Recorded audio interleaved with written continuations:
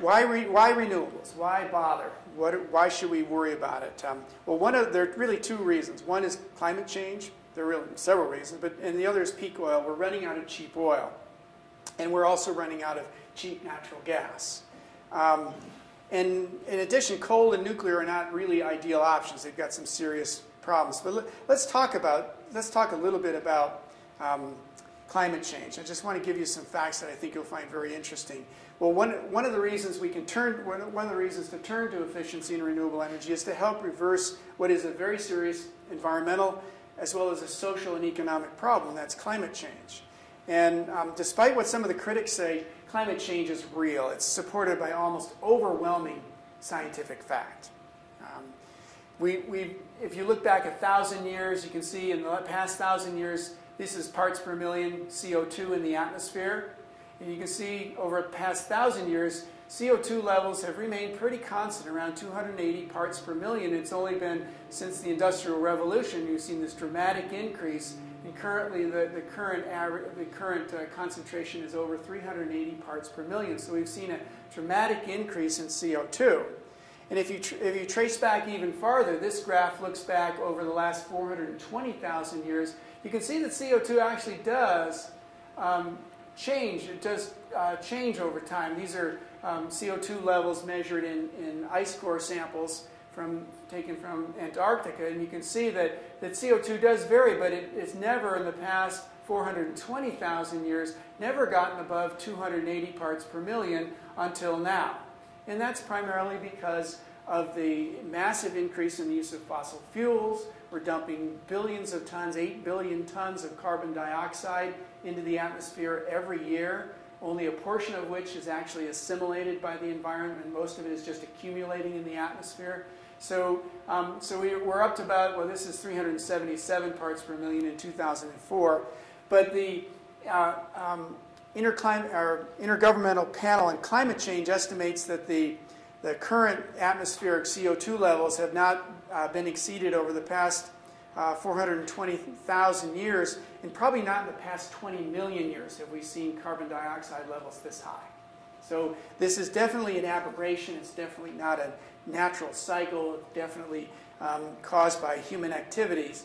And this is a graph of the average global temperature. You can see that since 1880, the temperature has increased about 0.7 degrees Celsius, centigrade, or Celsius, over the past, past 120 years. So we're definitely seeing an increase in global temperature, and most of that temperature increase is in the northern latitudes. We're seeing the greatest increase, and this is what this looks at here. What this graphic looks at is it looks at the mean surface temperature of the Earth from in the year of 2001 to 2005 compared to 1951 to 1980. And what this scale indicates is how much greater the temperature is in this period, in the current period, compared to this average here. And you can see that we're getting temperature increases of over 2 degrees Celsius, which is extremely significant on a planetary level. You know, a 2 degrees Celsius doesn't seem like a lot of temperature increase, but on a planetary level, an increase of 2 degrees Celsius is very, very significant. It is planet changing in its magnitude. And you can see much of the changes occurring in the northern latitudes, and that's one of the reasons why we're getting massive melting of the Arctic ice cap. So global change is very real. We're feeling it. We're seeing record-breaking heat waves and droughts, not just here in the United States, but throughout the world. 20 of the hottest years have occurred in the past 100 years. This is pretty phenomenal. You know, it's not unusual. If you watch the evening news, they're always saying, well, the record temperature occurred back in 1802. You know, and it's not unusual to have a hot year once in a while, but to have this many strung together in a short period is statistically extremely improbable. So we're getting, 20 of the hottest years have occurred in the last 21 years. We're seeing devastating forest fires, an increase in violent weather, a dramatic increase in tornadoes. Tornadoes have doubled since the 1980s. In the 1980s, the average number of tornadoes per year was about 600 to 800 per year. and now we're close to 12 or 1,400 tornadoes per year. We're getting tornadoes in January in Maryland. I mean, for God's sakes, something's happening to the climate. And a lot of it has to do with the fact that we're pumping this greenhouse gas, carbon dioxide, into the atmosphere, which traps heat that's escaping from the Earth. It traps that heat in the atmosphere and in the oceans, and it keeps that heat in our planet climate system. And what the climate does to dissipate that heat is it creates violent weather. That's just nature's way of dissipating all that extra energy that it has. And one way is in tornadoes. We're seeing not more hurricanes, but more violent hurricanes. And if you look at a graph, this is a graph looking at the types of hurricanes. You can see Category 1, the weakest hurricanes are decreasing. Category 2 and 3 are decreasing, but we're getting an increase in the more violent hurricanes, like Hurricane Katrina. Once again, because of all that energy that's being stored in water, and it's being absorbed by these hurricanes, it's creating more violent winds, which cause a lot more devastation. Now, we're starting to see the impacts here in Colorado in the western United States. Typically, we're finding that the snow melts about a week to a month earlier than it used to. And this is going to have a huge impact on recreation in the state of Colorado and other western states. The rafting industry really ramps up in June. Okay, although I've kayaked for years, and we're out there in May. As soon as the weather's semi-decent, we're out there kayaking. But the commercial rafting industry starts in June when people are off on summer vacation. The weather's nice. And what we're finding is that the peak snowmelt is occurring earlier, so it's cutting short the rafting season, which is a big industry in the state. It's a multi-million-dollar industry. It could have a huge impact on the recreation industry, or on skiing industry.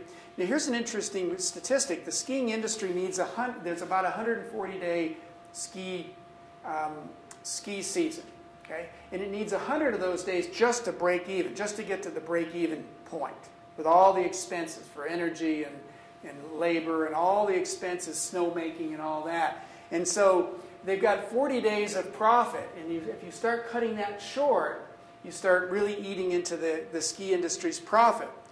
By 2100, with current warming trends, skiing could be a thing of the past here in Colorado because of the very shortened winter season. National Geographic called it the big thaw, and it truly is occurring. This is a graph, this is an actual aerial photograph showing the polar ice cap. This is the Arctic ice cap, and you can see this is where it is today, and this is the average between 1979 and 2004. So we're getting a dramatic shrinkage of the polar ice cap, because remember, most of the warming is occurring at the poles. So we're getting a dramatic shrinkage here.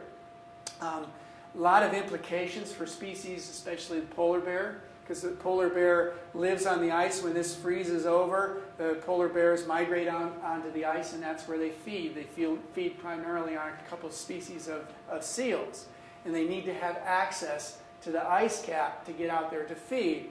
And in the summer, when it melts, they live on land, and they pretty much fast most of that time. And so now as ice retracts, they're less able to access their food resource. One of the things that we're finding, this is a graph that shows the sea ice extent. This is a graph that shows you this is year on the bottom, and this comes from here in Boulder, the National Center for Atmospheric Research, and this is the sea level extent. This is the size of the Arctic polar ice cap. And this is what the computer models predict. They predict it's going to decrease in size. This is the average, and this is a range. And this is what it's predicting, and this is what we're actually finding. These are actual measurements of the polar ice cap. It's shrinking faster than the theoretical models and the computer models suggest it should be. So we're seeing an accelerated warming in the polar ice caps that could have a devastating impact on many things. And then truly, this is one of the species that will suffer the most. We're finding polar bears are drowning because they have to swim very long distances to get from ice floe to ice floe. Body weight's down.